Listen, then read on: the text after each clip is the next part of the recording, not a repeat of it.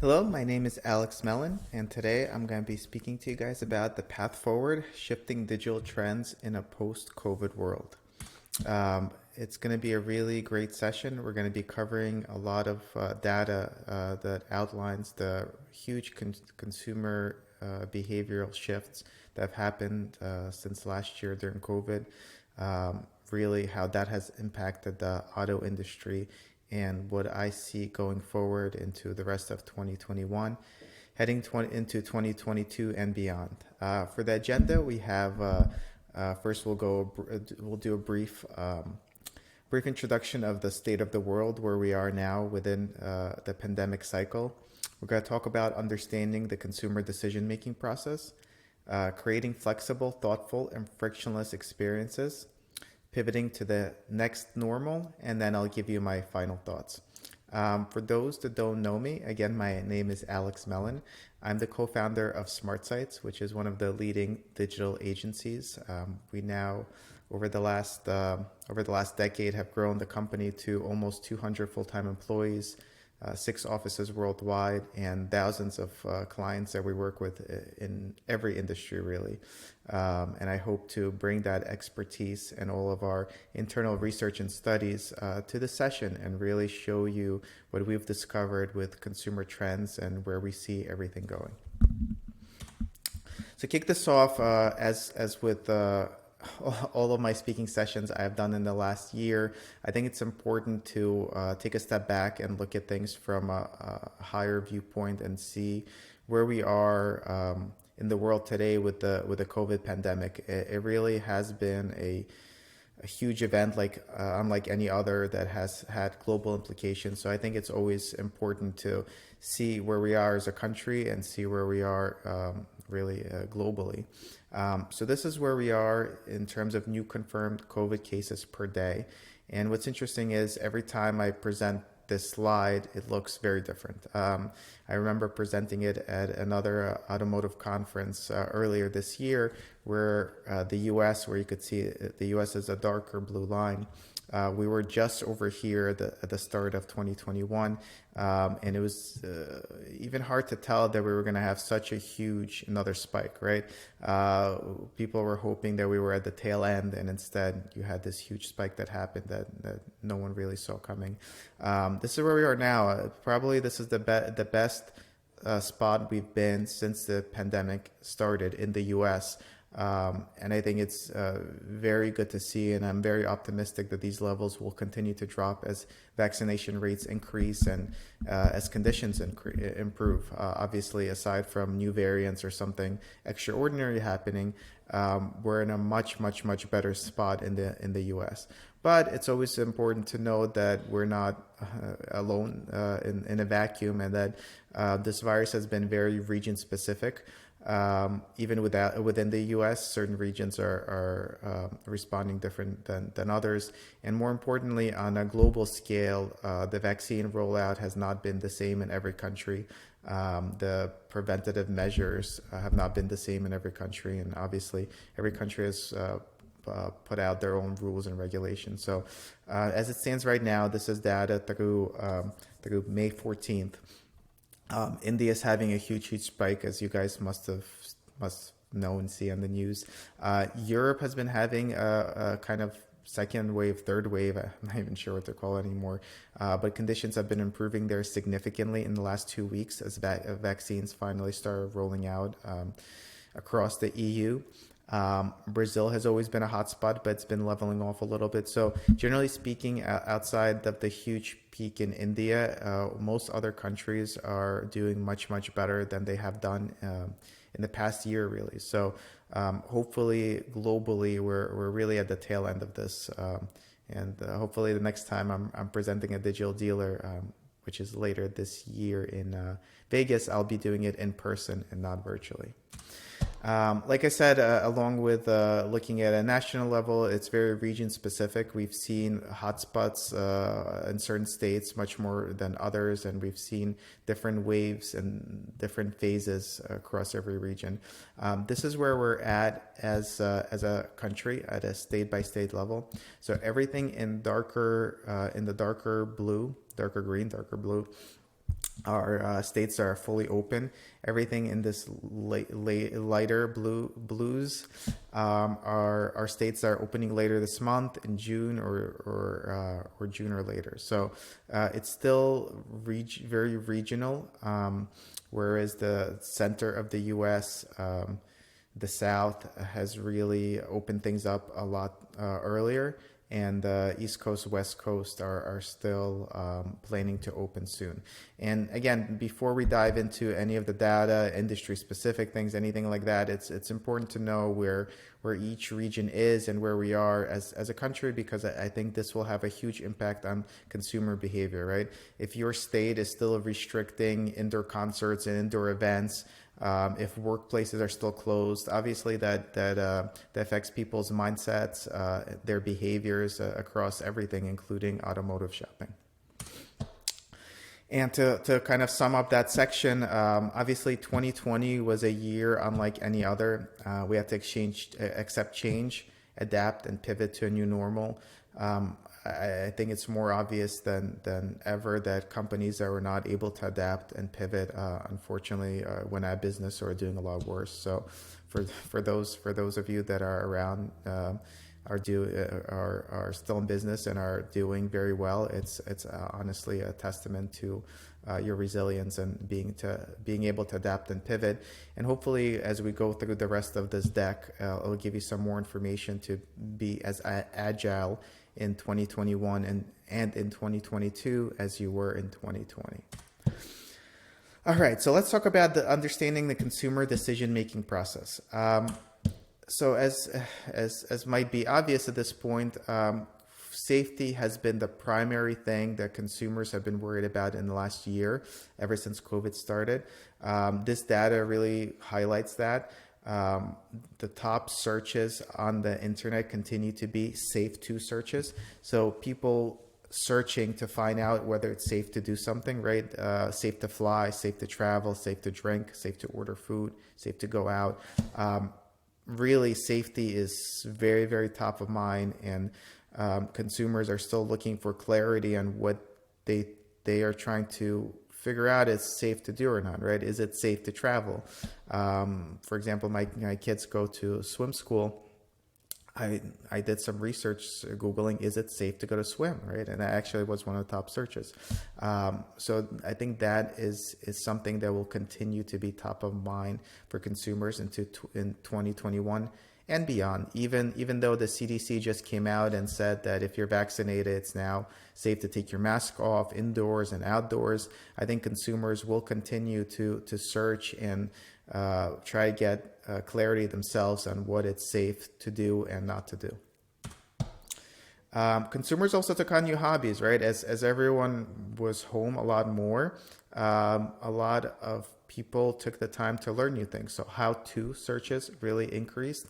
And this looks at the US, India, and the UK, but the trend's been the same globally. People searched how to learn a language, how to learn music, how to learn coding, how to learn stocks, and of course, how to learn driving. Surprisingly, you'd think that in the US specifically, where driving is considered something so core to daily activities, a lot of people spend the time to learn about driving and look forward to actually getting driver's license and driving once the pandemic stopped.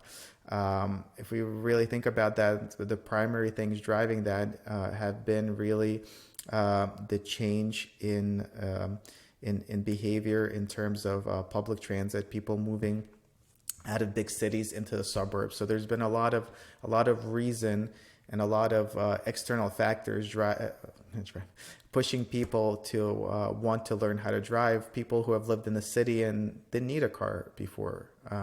So very, very positive trend for the automotive industry, and something that most have seen play out in the last couple of months in 2021.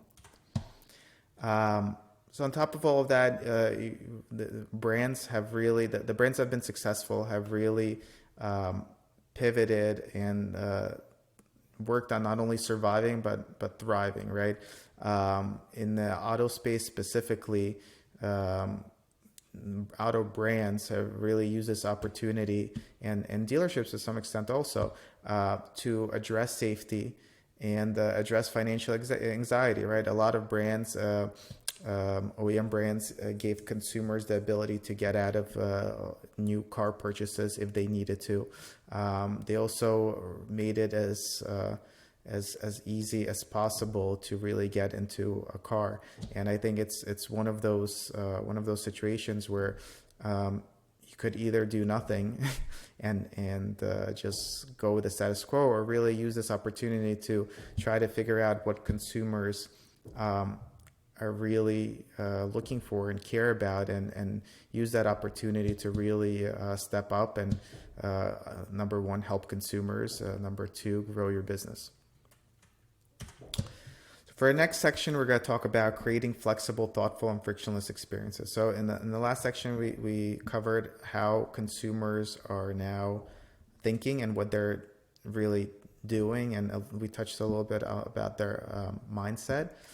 In this next section, we're going to talk about actionable points of what businesses can do to really help consumers that are in this mind frame now. So the big opportunity is to really empower consumers to feel in control. So how do we really do that as a dealership, let's say, or anyone really in the automotive space? I think it comes down to these three pillars outlined here. So number one, you want to relieve anxiety, right? Everyone right now is very on edge with safety and not getting COVID and not getting other people sick. And if they get sick with something else, right away you're worried if it's COVID, even if you are vaccinated. So there's a lot of safety mindset situations going on, and I think it's a very big opportunity and very important for businesses to help consumers relieve the anxiety. So what does that mean? Number one, on your website, put up some information on how you're being COVID safe, right? Maybe explain what activities or what interactions with your business are happening, which are not, which are safe to do, and why they're safe to do, right? Using the same example as before for my kids' swimming pool, they put up information on their website about why the CDC considers swimming pools still safe. They emailed that information to consumers, and they had posters up literally in the swimming school outlining the reasons why it's still safe to participate and the steps they've taken to make it even safer, having the swim instructors wear face shields, disinfecting everything. Those are kind of things that are a no-brainer that a business should be doing. The next one is support and uplift. So I think in today's world, it's very important to really go out of the box and support consumers as much as possible, right? And it's a two-way street. If you really help a consumer get into the car they want in a way they want, for example, they don't feel safe to test drive it, you bring it to their house, you like really go out of your way to make it happen for them. I think it'll go both ways, and the consumer obviously will leave you a good review, will rave about the experience. You could even ask them if they're okay with sharing this on social media. Take a picture of them delivering the car to them at their house, right? I think it's more important than ever to really try to support and uplift people as much as possible, as much as you could do from your business. And the last one's perhaps the most important. So the last one is give up control. I think if there's one takeaway from this entire session is that in today's COVID world, I would really advise businesses to be as flexible with consumers as possible. Give them the option to interact with your business in whichever way they're comfortable with doing so. For example, a consumer doesn't feel safe coming into your dealership. They want to talk over the phone, or they want to talk over a text message or live chat, right? People's comfort levels are very, very different right now, especially those who have gotten the vaccine and who haven't. But in general, I think the comfort levels are very different and will continue to be very different for the foreseeable future. Some people just might not be comfortable coming into a dealership at all anymore. On the other hand, some people will really want to come in and feel the car and touch the metal and test drive it. And as a business, I think the biggest path to success is to be as flexible as possible and give up the control. Let the consumer choose. Another example, and then we'll move off of this. If you think about it, 2 years ago, pre-COVID, if someone called up the dealership and wanted to lease or finance a car, but wanted to talk about the leases and rates and everything over the call, or maybe even over a text message, right? They text the dealership, I need to see the lease rates and all the financials and all the numbers. Or even along with that, they'll say, can you go on Zoom with me and walk around the car and show me the features? I think that's something that dealerships wouldn't do, right? I can't even imagine a single dealership 2 years ago discussing financials with a consumer over live chat or a text message, right? The first prompt would be come into a dealership.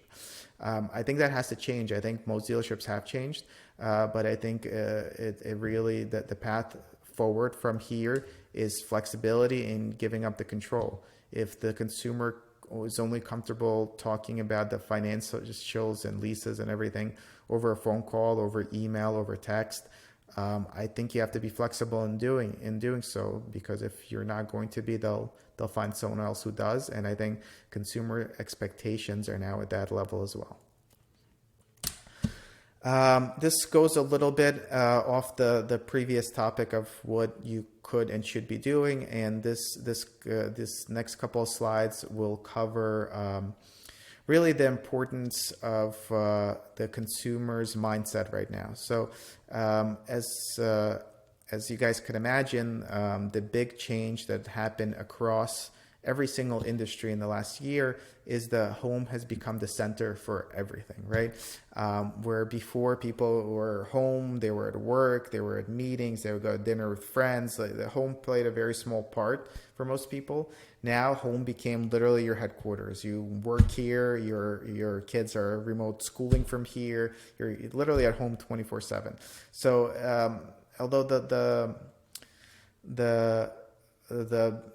the topics covered here in this slide aren't necessarily automotive, I think it's just as important in the automotive space. I think the home has become the center for everyday life and will continue to be the center for everyday life in the near future. Even as people return to work, I think home becomes more and more important. So just something to keep in mind, that where before people were at work and would call you from work to a dealership or stop by on the way to work or things like that, it's not going to be as common anymore. And people are more apt to want to interact with a business from their home. So what does that mean? That means home test drives, right? Pickups for service straight from the house. Things that really weren't happening often before. I think the home continues to be a more important part than it was before. B, I think it's something consumers have gotten used to, right? The going to grocery store nationally dropped like 90% while people started ordering groceries online, and total grocery purchases actually went up. It's just a shift that now everything is shifting to the home, and consumers expect that more and more. Next. So another interesting change that we've seen at Smart Sites is really it's been happening for a while, but I think if anything, COVID drove it more, is twofold. Number one, consumers are now searching for the best. So as opposed to, and you can see in this chart on the top left, as opposed to searching for the cheapest, which was, and this chart goes back 16 years, you could see the change in trends. Instead of searching for cheapest, searches for the best by far have outstripped it and jumped much more so now with COVID. So as I mean, people online search for the best lamp, the best rug, the best toothbrush, best keyboard. In the automotive space, they're going to search best luxury car. They're no longer searching cheapest luxury car. That doesn't mean they still don't want a good deal or a cheap car or a good rate, but just mentally, they're much more so looking for the best of something versus the cheapest, lowest, whatever it is, which I think is a good move in the automotive space, because I don't think it's ever, I don't think it's ever, in most cases, it's not good business practice to compete on the cheapest. So I think it's something that has been happening for, as you could see from the chart, has been happening for a decade. But you could also see the huge jump in 2020 as it's become more and more important for consumers. Other big change that's happened is really curating of experiences. So what does that mean? For a lot of businesses, it means trying to go virtual. People want to have virtual everything now, and obviously you see it going up in this chart at the start of COVID and then leveling off, but it's nowhere near to where it was before. So I think this trend will continue to stay. I don't think it'll be as high as when COVID just started, but I think people still will crave virtual experiences even after COVID restrictions are lifted. So what does that mean in the automotive space? I think in the automotive space, it becomes really, really important to be able to offer virtual tours of your car, virtual showrooms, have your sales staff ready to and willing to do virtual calls, Zoom calls, to really get the consumer connected from their home. Like I said before, with home being your now primary center for everything, consumers are more and more so expecting to do everything from their house. And now we'll go through the charts at the top of this slide. So the other big trends that have been very interesting is the people searching for used cars. The profile of those people has really changed.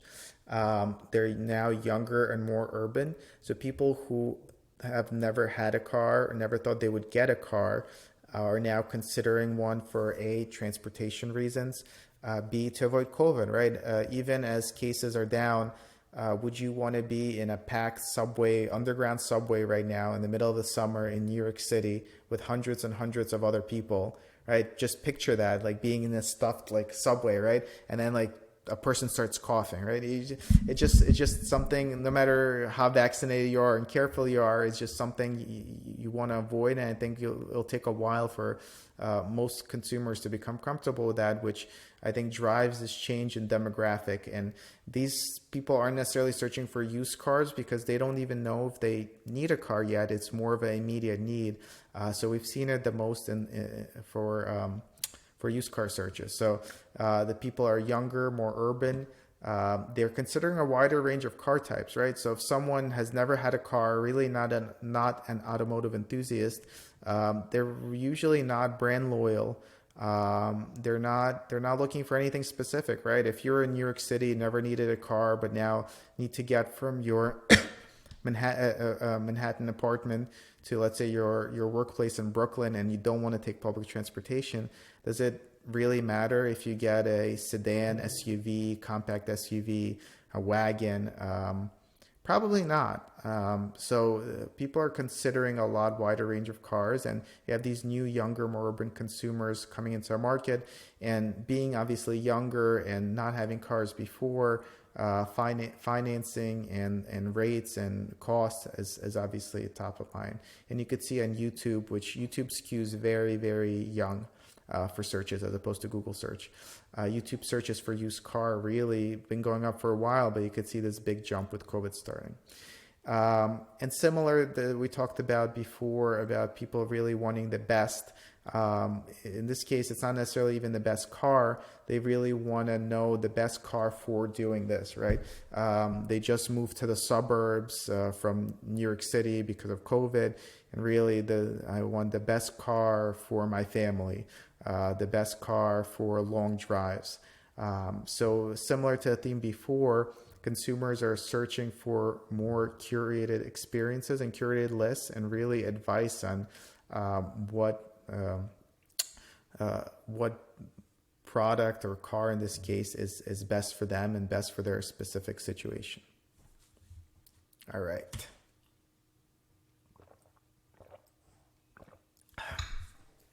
Next up, so we're going to talk about pivoting to the next normal. So it's interesting. In a lot of the discussions I have internally and with clients, the big topic in the last year has been, when are we going to return to normal? And as I've been pointing out, probably since COVID started, I don't think we're going to return to the normal that we had pre-COVID, right?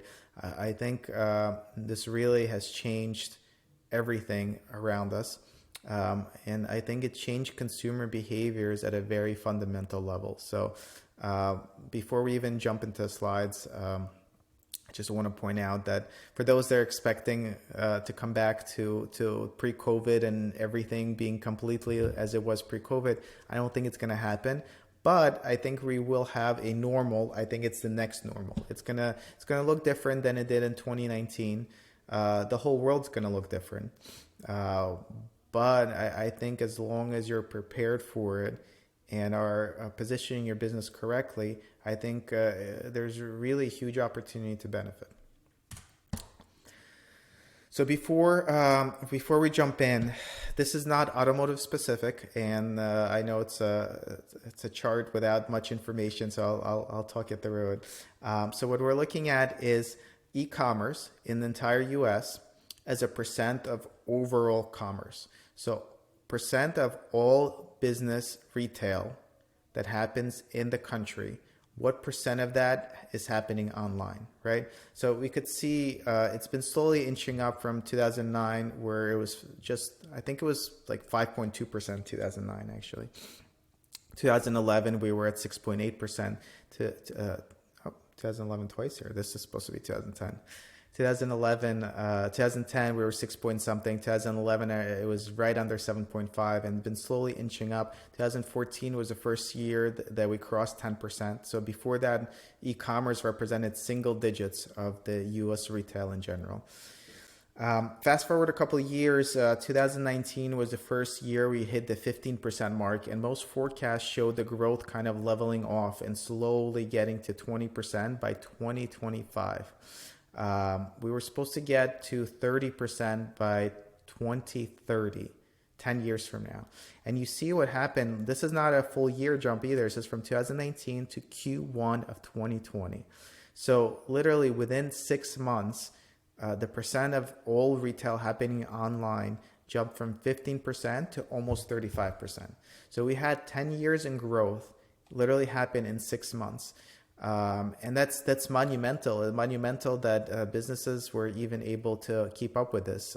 Obviously, it's something Amazon has been spearheading for a little while, and it wouldn't have happened without Amazon being there. But this is huge, and this is huge because it affects every single industry. It affects everyone's mindsets. Where business will be happening face to face in 85% of the cases. Literally in 6 month period, it dropped to so little, and online became so important. This will continue to grow. I don't expect it to jump back down right to pre-COVID levels. I think this just accelerated the growth literally a decade. And I think from here, it'll continue to grow more and more so.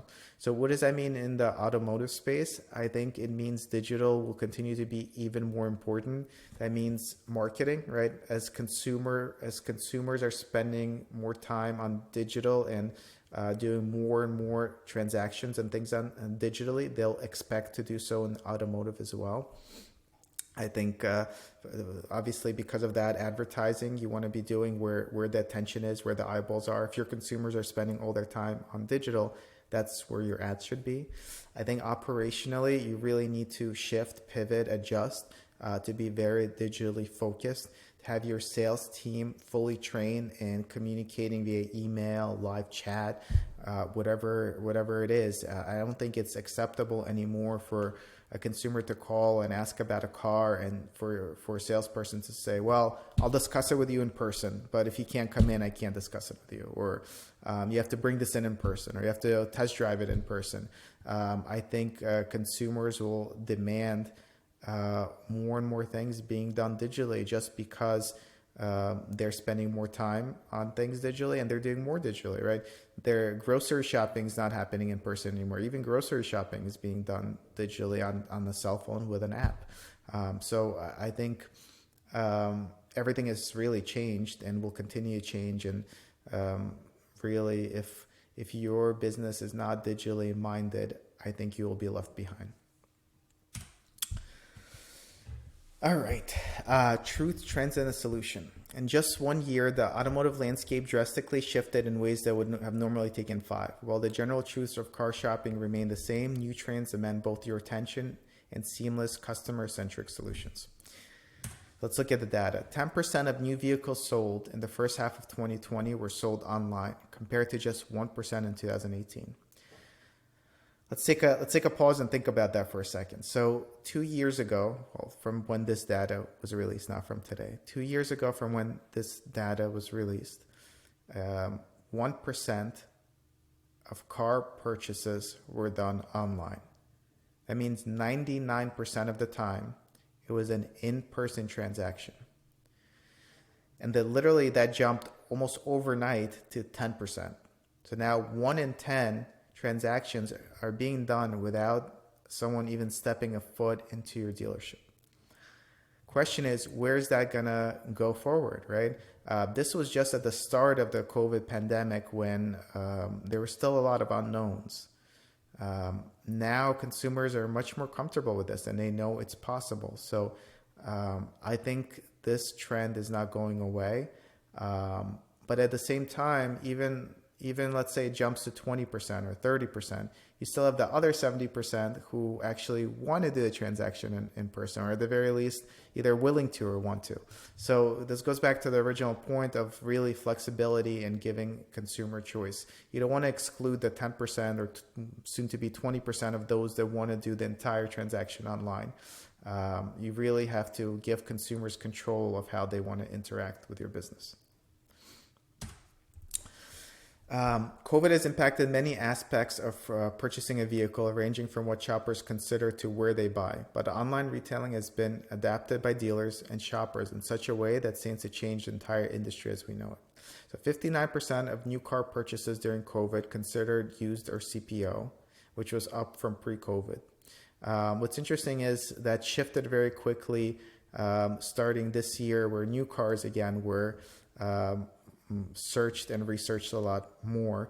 But similar to what I talked about earlier in the deck, I think used cars will continue to be really, really important, especially for people who are new to automotive or have moved outside of a city that now need a car. I don't think they necessarily feel the need to get a new car. I think used will continue to be important.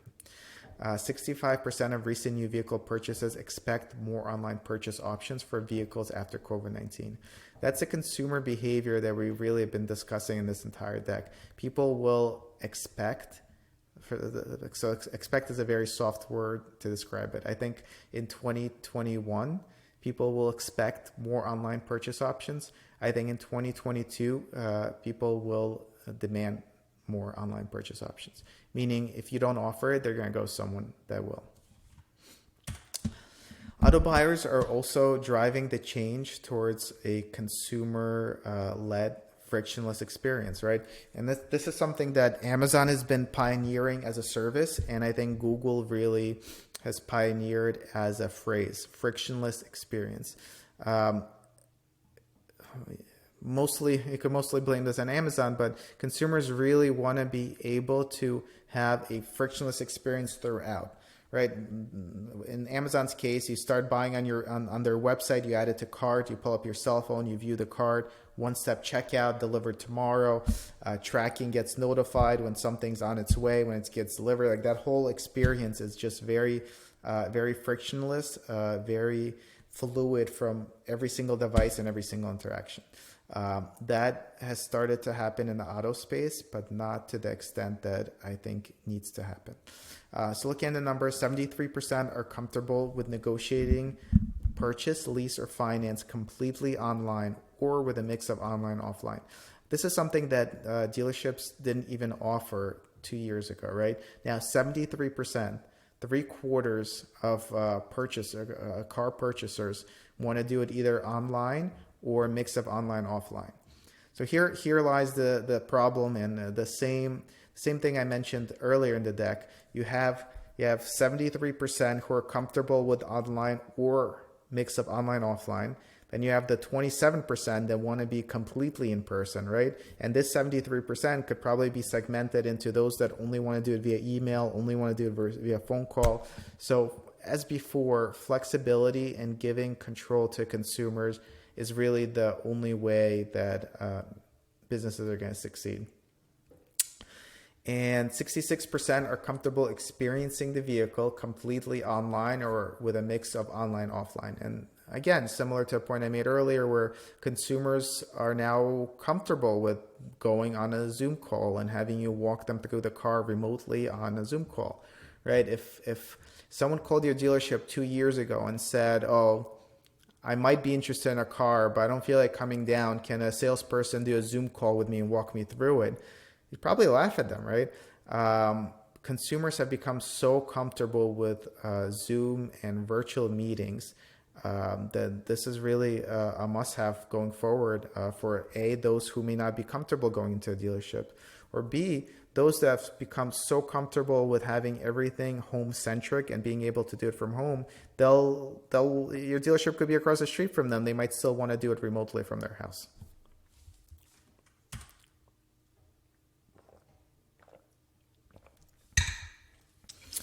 Another metric as auto buyers continue to really push this is half of all consumers are comfortable getting their vehicle delivered to their home without physically visiting a dealership. So again, half of your consumers are comfortable without even visiting your dealership, right? As the pandemic started, we had my wife's car was needed a lot of repair, and we decided to buy a new one. We actually decided to buy a new one before the pandemic started, and then the pandemic delayed it and created a lot of issues. But ultimately, we wound up getting her a new car in April of 2020. So really at the peak of the first wave of the pandemic.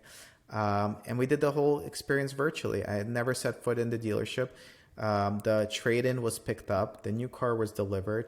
It was great. Doing it again, I would only do it that way, right? In a lot of cases, the dealership location might not be super convenient or close. The whole price negotiation, everything I did over email. Really, I did the entire transaction virtually, and since then I did it again for a car I bought for myself recently, and I will continue to do so even if a dealership is fairly close to me. So I think there's going to be a lot of people in the bucket like me, the 52%, but at the same time you'll still have the 48% that will want to, for now at least, do it in person. And it's just really, you really want to be cognizant of these trends and really be flexible with your business and train your staff to accommodate whichever way consumers want to interact with your business. 83% of car purchasers spend up to 3 months doing research and are ready to buy it when they arrive at your door. You can't win on the showroom floor if you don't first win online. So this is big. This is one of those big consumer changes that have happened.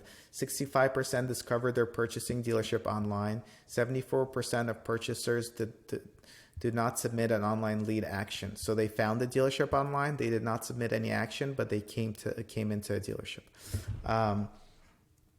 I think this is huge. I think this will continue to grow. I think even though only 65% find their dealership online, I think if we look at these numbers in a year or two, I think it's going to be 75%, 80, 90%. It's one of those things, like many other industries, that were primarily driven by offline referrals and marketing for so long. And it really shifted a lot. If you want to think about it, sometimes it gets a little tricky being stuck in the automotive world and really out of focus. But if you think, let's think about another industry, for example, a plumber, right? You have a leak in your house, you need to call a plumber. 10, 20 years ago, how would you find a plumber?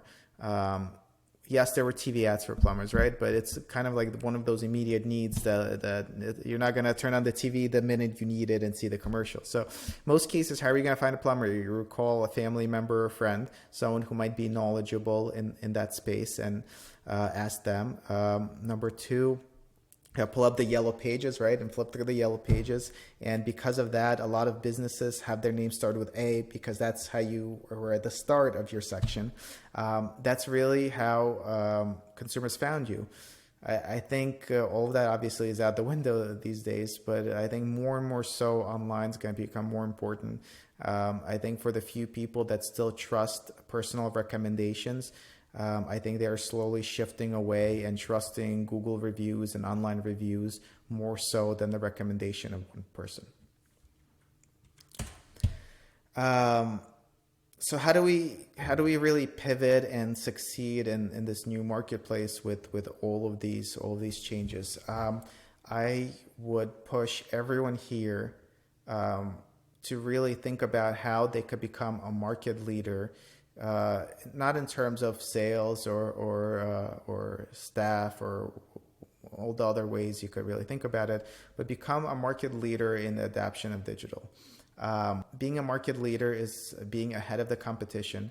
It's about being smarter and more profitable with every dollar and quickly adapting changes in consumer behavior. I would implore everyone here to really think about that, and as a takeaway from this session, really think about how they could become a market leader in their digital presence. And as our world becomes more and more digitally centric, this really will become an important part of your business. You really want to open up choices for your consumers to interact with you digitally, non-digitally, whichever way they can. And marketing wise, as digital is more important, it's where consumers spend more and more of their money.